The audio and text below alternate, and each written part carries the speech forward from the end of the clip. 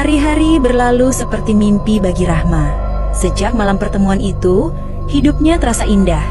Yuda selalu datang menjelang senja, tepat ketika cahaya matahari berubah kuning keperakan, dan kabut mulai turun dari lereng bukit.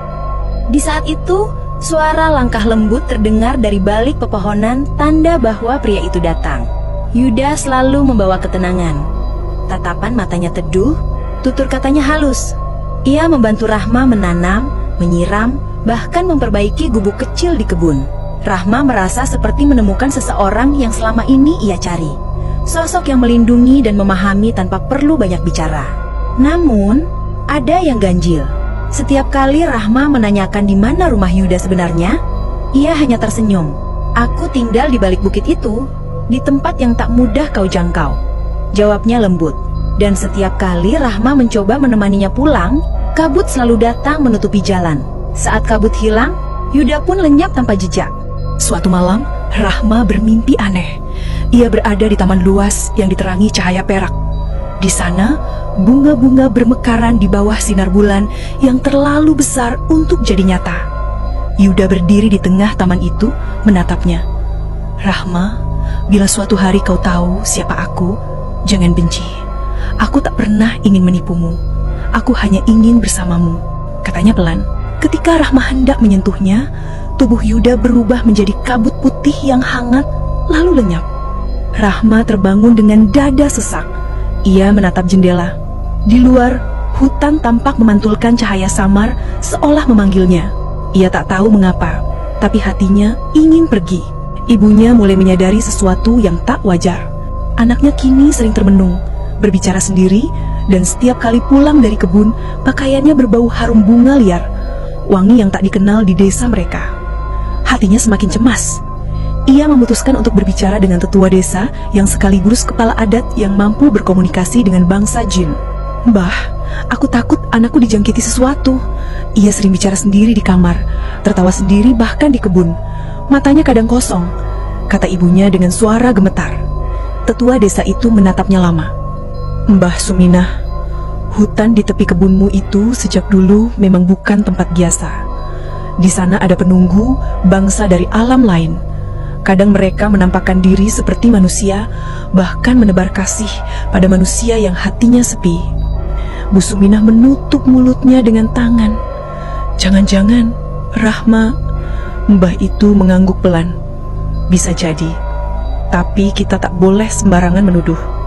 Malam nanti, bawa beberapa orang dan ajak kepala desa. Kita lihat apa yang sebenarnya terjadi." Malam itu bulan purnama menggantung di langit, besar dan dingin. Suminah bersama beberapa warga berjalan perlahan menuju kebun Rahma. Dari kejauhan mereka melihat cahaya lembut berkilau di antara pepohonan, seperti sinar obor, tapi warnanya putih keperakan. Ketika mereka semakin dekat, pemandangan yang terlihat membuat semua orang tercekat. Di tengah kebun, Rahma berdiri mengenakan kain putih sederhana, rambutnya terurai, wajahnya memancarkan cahaya samar. Di depannya, seorang pria tampan, Yuda, menggenggam tangannya. Keduanya tampak begitu bahagia, seolah berada di dunia mereka sendiri. "Rahma!" jerit Suminah. Rahma menoleh, tapi matanya tampak kosong sesaat, seperti tak mengenali siapapun. Yuda menatap para warga dengan tatapan tajam namun sedih. "Jangan ganggu kami." Suaranya dalam dan bergema aneh, seperti berasal dari jauh. Dukun kampung mulai membaca doa-doa dan mantra pelindung.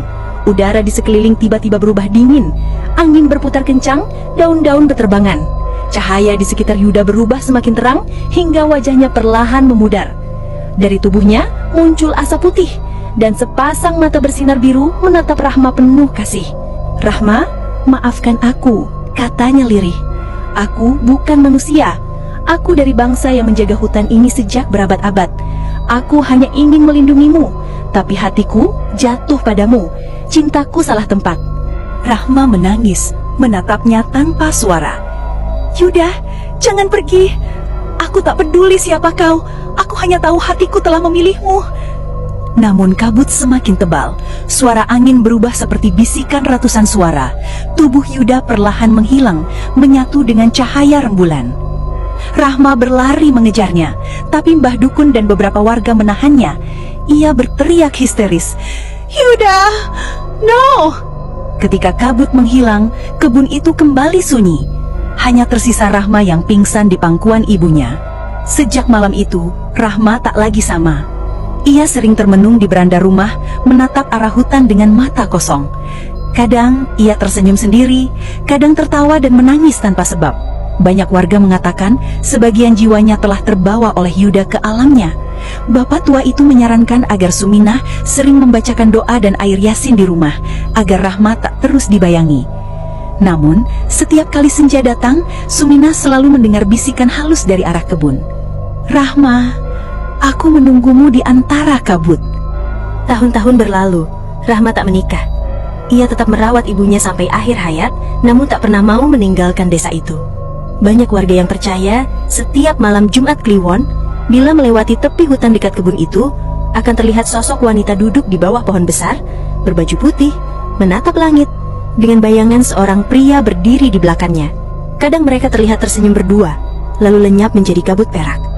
Sebagian warga takut, sebagian lainnya merasa iba, karena cinta yang menembus dua alam hanya meninggalkan luka di dunia manusia. Banyak yang tak percaya bahwa alam jin itu ada, padahal ia begitu dekat dengan manusia. Mereka bisa melihat kita, tapi kita tak bisa melihat mereka, kecuali bagi mereka yang diberi izin oleh Yang Maha Kuasa. Dan bila hati manusia lemah oleh kesepian, jin kadang mendekat, menampakkan diri dalam wujud yang indah, menebar kasih yang palsu, lalu menjerat jiwa tanpa terasa. Kisah ataupun cerita ini menjadi pengingat bahwa cinta tak selalu suci bila menembus batas dua dunia. Alam jin dan alam manusia diciptakan berbeda, dan bila keduanya bersatu, salah satu pasti hancur. Karena itu, jangan pernah bermain di tepi batas malam. Jangan mudah terpikat oleh sosok asing yang terlalu sempurna di tempat sunyi. Perbanyaklah doa, jaga hati dan iman agar tak tergoda oleh tipu daya bangsa jin. Sebab banyak yang dulunya dicintai oleh makhluk halus, tak pernah kembali pulang. Dan jika pun pulang, mereka bukan lagi manusia yang sama. Terima kasih, sampai jumpa di kisah horor berikutnya. Dadah.